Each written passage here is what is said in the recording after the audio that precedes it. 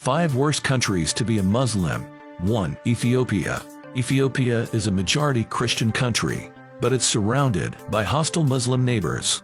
Ethiopia is home to the 3rd largest Muslim community in Africa. However, the government treats all Muslims as foreign agents. They have very limited access to education. There's only one legal Muslim organization. It's completely under the government's control.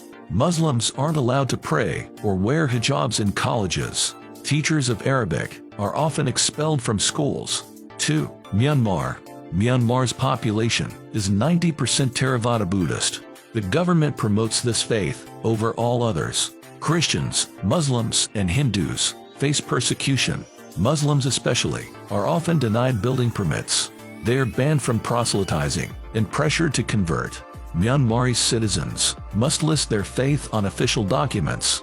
Most at risk are Rohingya Muslims. The government has refused to grant them citizenship. About 800,000 million Rohingya have been displaced. At least 25,000 have been killed in ethnic cleansing campaigns. 3. China. China has a terrible record when it comes to minorities. Hainan is inhabited by the Utsul Muslim population of about 10,000. They aren't allowed to wear the hijab. Traditional dress is banned in Hainan.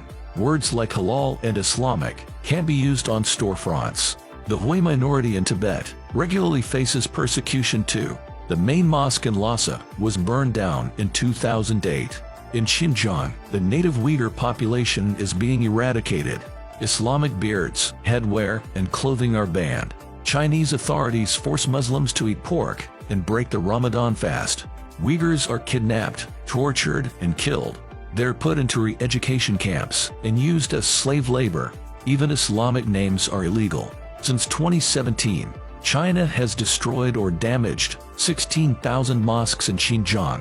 That's 65% of the region's total. 4. India. Communal violence between Hindus and Muslims is common, but it's invariably Muslims who suffer the most in riots. Muslims are often killed, and their property is destroyed. Narendra Modi's government turns a blind eye. In fact, his party has stoked Hindu nationalism. Government officials routinely make inflammatory speeches. A recent report blamed Modi's government for promoting state-sanctioned mob violence. The Hindutva ideology is becoming increasingly popular. It urges people to treat non-Hindus as second-class citizens.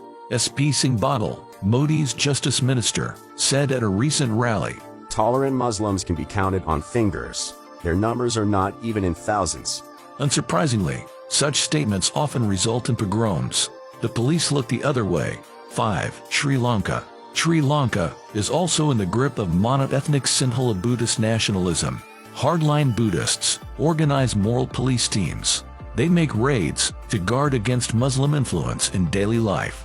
Sri Lankan politicians often equate all Muslims with Taliban. Wataraka Vegetataro, a Buddhist monk, spoke up. He condemned violence against Muslims. He was abducted, stripped naked, and tortured. The case has never been solved. The militant liberation tigers of Tamil Eelam are no better. They have massacred and expelled thousands of Muslims.